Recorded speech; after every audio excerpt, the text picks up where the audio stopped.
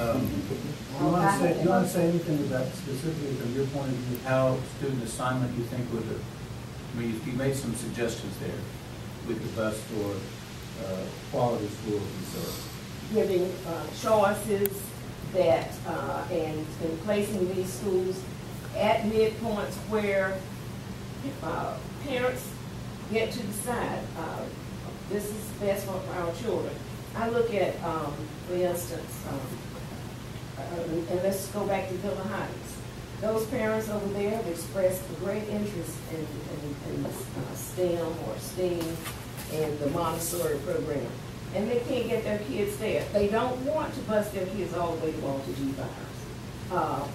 Yes, it's a small school, capacity of about 300, but why couldn't we do a pre-K 2 there that feeds in? So there are lots of options that we can put on the table and just say that we are going to, because building schools is another issue we're going to have to look at. So yeah, some ideas are looking creatively and progressively at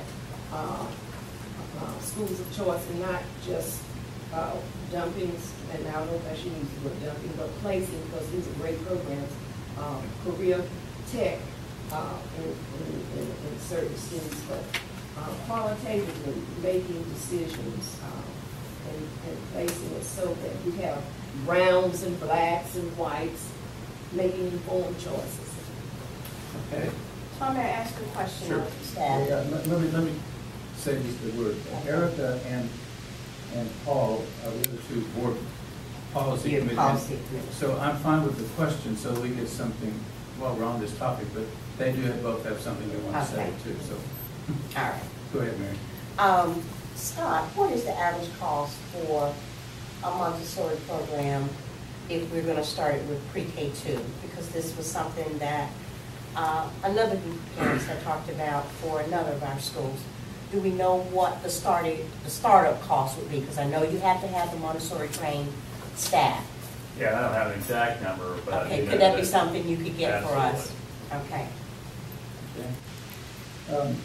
Erica or Paul, which one of you wants to go first? Paul can go ahead. That's fine. Okay, Paul. Okay.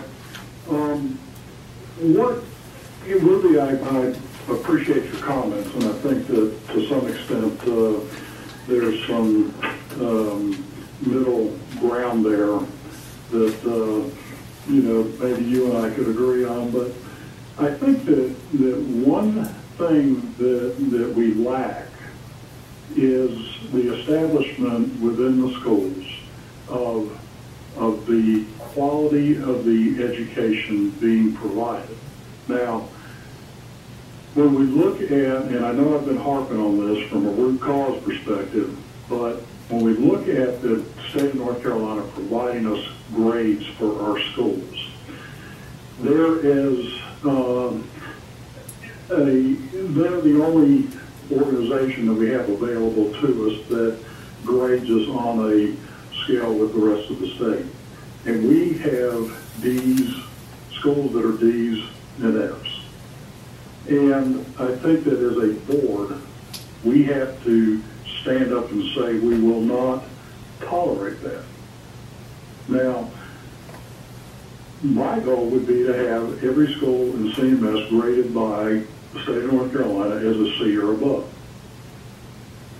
So we need to go back to the D and F schools, and we need to establish a root cause evaluation of what is wrong in that school. The Beacon Initiative is doing that for a number of schools already.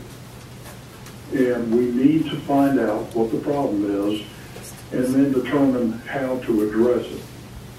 And I firmly believe that if we establish satellite-like locations around the county so that our students can go to schools that are in their proximity, and that we establish a consistent program in each one of those satellites to give our students the diversity and the opportunity that they desire to have from their education or their parents desire them to have, that they can do that.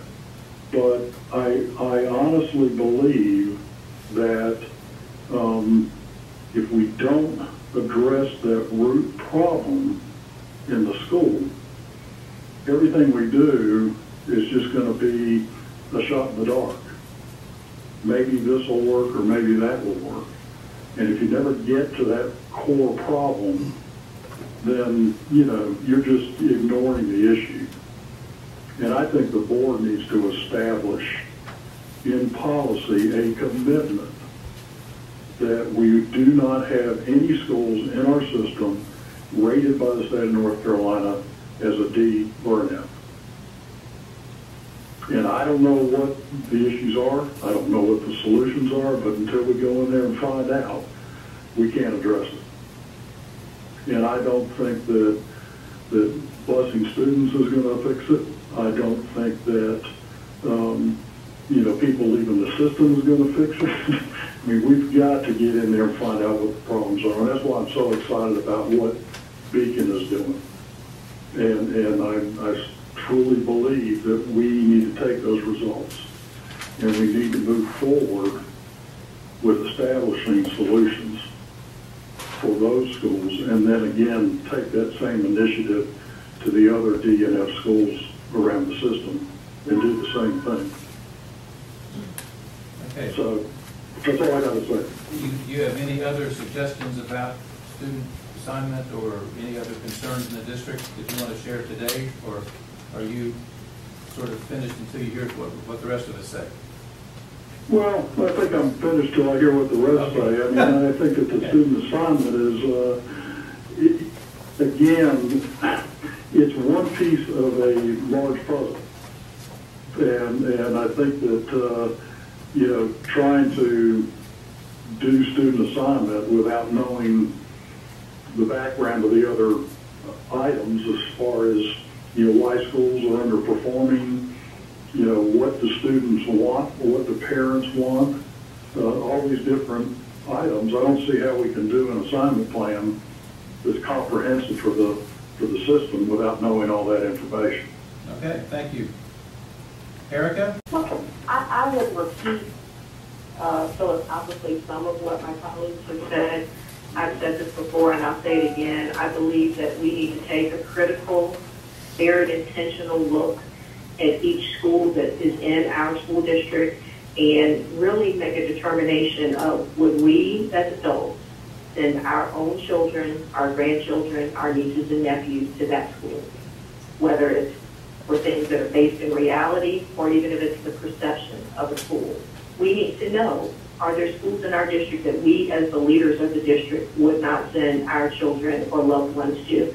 And if not, why not? What is it about that school or those schools that gives us that sense of not seeing it as a viable education entity or opportunity? And we need to do everything within our power with a sense of urgency to change whatever those issues are, to make those schools ones that we would feel comfortable sending our children to, whether it's cultural issues, behavioral issues, academic challenges.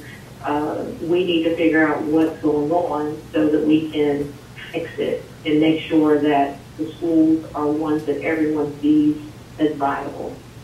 Can you still hear me? Yep, we can hear you. Okay, there was a hissing noise and it stopped, so I didn't know if I got disconnected. No, you're still. An example for me that I think, you know, we need to fix when it comes to our program offering, particularly our magnets. We need to make sure that what we're selling is what kids are actually receiving. So, for example, with our IB program, we need to make sure that from campus to campus, that the expectations that are placed on the children are the same high-quality, rigorous expectations that we have at one school. They need to carry out through all the schools that have that same moniker. And I see some very disturbing differences in the expectations that are placed on kids when you move from campus to campus. And I think that plays out in the outcomes. If you look at the number of students who actually sit for and receive that IB diploma, or even if you were to serve as a proctor for the senior projects or the 10th grade projects that the students have, you would see a wide variance in terms of the quality of work and what's being expected. of students. And I think things like that, those are fixes that we need to take upon ourselves to make happen quickly. I've been talking about this one in particular for over 3 years now, and I don't know that we've made much progress. So I think that, like I said before, we've got to look at each and every school, figure out what are the challenges, and really put together a strategic plan almost school by school to make sure that the people in our community feel like they have options. Because what I said at the last committee meeting, actually at the last board meeting as well, it doesn't make sense to say we're giving families choice or we're guaranteeing them a homeschool if they look at that homeschool and say, no, thank you, because they know for whatever reason it's not a good fit for their child, whether the support's not there or the academic program's not there, or the kids are just off the chain and they don't want their child in that environment. That's not fair to families that we do that, and we've got to figure out a way to change it. Okay, good. Ruby has a question. You have some other things you want to say, though, correct? For me? Erica, do you have other things you want to say? I'm sure I do, but I don't see if we can go along with the conversation. Ruby's going to ask you a question first, okay? Well, I'm going to ask the question instead. Okay. Is there a Is correlation? she asking me the question? No, she's actually asking the staff. Yeah. Is there a correlation of high number of behavioral, social problems, students with behavioral and social problems with D and F schools? So I don't have that information right here in front of me. See, that's one But of the things that as I was we're, trying to. yeah, and as we're going through this process, I mean, we're obviously taking notes here, and one of the things that we're putting together is a matrix that has for each school each of these data variables and maybe cost of program and discipline as part of that matrix. We've included a couple of these that we've talked about already as a part of that data matrix. And I asked that question in particular because the school that's dear to me happens to be in Tom's district, and that's Jonesville Elementary School. I think in terms of leadership and parent participation and community input, you couldn't ask for better, more and better quality. But what was there? School. It was math, wasn't it? So there has to be, that's an important question to me, because when you are busy handling a lot of behavioral concerns, is taking time away from what?